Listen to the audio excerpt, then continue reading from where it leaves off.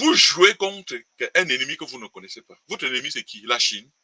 La Chine vous a fait quelque chose. Mais vous êtes tous braqués contre la Chine. Là, l'ennemi, c'est la France.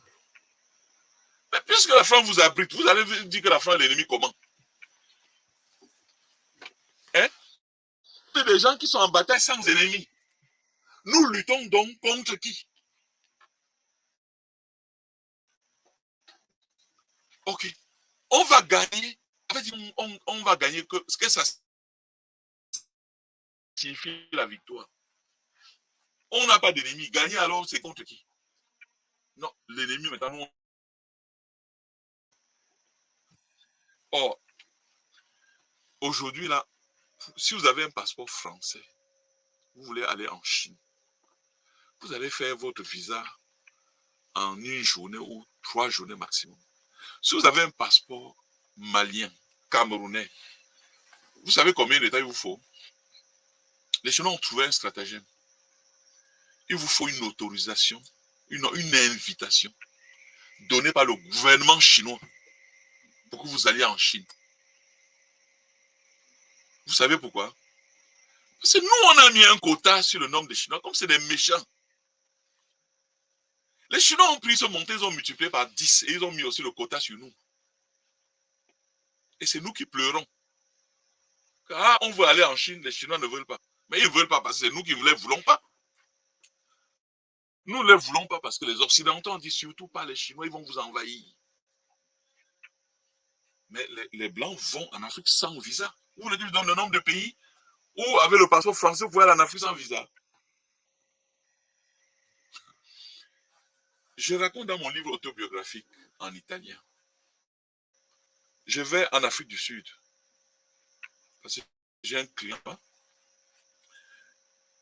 Pour aller en Afrique, passeport camerounais, on me demande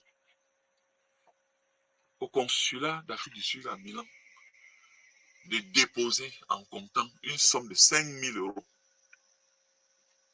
Et c'est quand je rentre d'Afrique du Sud que je rentre reprendre mes 5 000 euros. Alors que les Italiens, il n'y a pas de problème. Ils peuvent aller en sortir d'Afrique du Sud. Et vous savez pourquoi? L'esclave ne doit pas avoir une mobilité sur le plan géographique. On lui a coupé des enclos, c'est des prisons, desquelles il ne doit pas bouger. Donc la France vient nous dire que les Chinois veulent nous envahir. Nous aussi on court. Non, surtout pas les Chinois. Oh, il faut que vous parliez.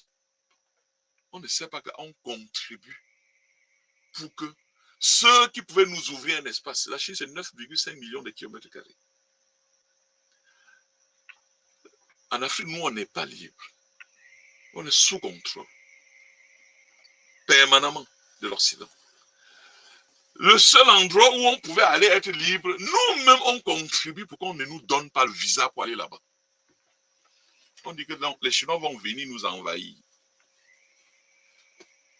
Depuis que les Chinois viennent faire les contrats en Afrique, là, vous avez vu les Chinois épouser qui de chez nous, construire quelle villa, faire quoi pour que nous disions qu'ils vont nous envahir. Les gens qui nous envahissent sont les Européens. Quand ils viennent, ils ne partent pas. Je peux vous donner un exemple à Douala. Satom. Vous connaissez? Société anonyme de travaux d'outre-mer. GTM, Grands Travaux de Marseille. Toutes ces entreprises sont là depuis 1920. Elles ne sont jamais parties. Mais nous coloniser, ça ne nous dit rien. Nous voyons que c'est le Chinois qui dort sur le chantier. Pourquoi il dort sur le chantier? Parce que c'est une technique pour faire qu'il se trouve inconfortable à l'étranger. Et qu'il soit pressé de finir son contrat pour rentrer. Voilà pourquoi les Chinois dorment dans des conteneurs sur les chantiers.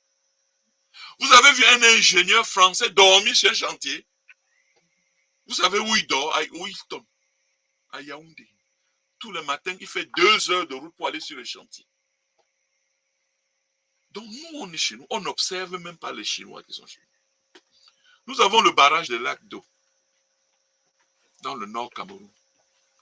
C'est un barrage qui a été offert au Cameroun dans les années 70. Au fait, ça avait coûté 75 millions qu'on avait emprunté des Chinois. Les Chinois nous ont prêté 75 millions, ils ont fait le barrage, on n'a jamais pu rembourser, après ils ont annulé la dette. Ceux qui s'occupaient du barrage, c'était les Chinois, qui sont rentrés 5 ans après qu'ils avaient fini. C'est quand nous n'avons pas pu tourner le barrage de lac d'eau qu'on a fait revenir les Chinois. Le barrage d'Edea a été fait par Péchiné. Il y a à Edea, encore aujourd'hui, un quartier des Blancs et un quartier des Noirs. Peut-être vous ne savez pas. C'est encore aujourd'hui. Et c'est toujours géré sous forme d'apartheid. Encore aujourd'hui. Les Chinois étaient partis de lac d'eau en 79. Mais ça ne nous dit rien. Que les Français appliquent l'apartheid chez nous. Ils sont là, ils ne partent pas, ils ne nous envahissent pas, ce n'est pas un problème. Mais si c'est les Chinois, ça pose problème. Ils nous envahissent.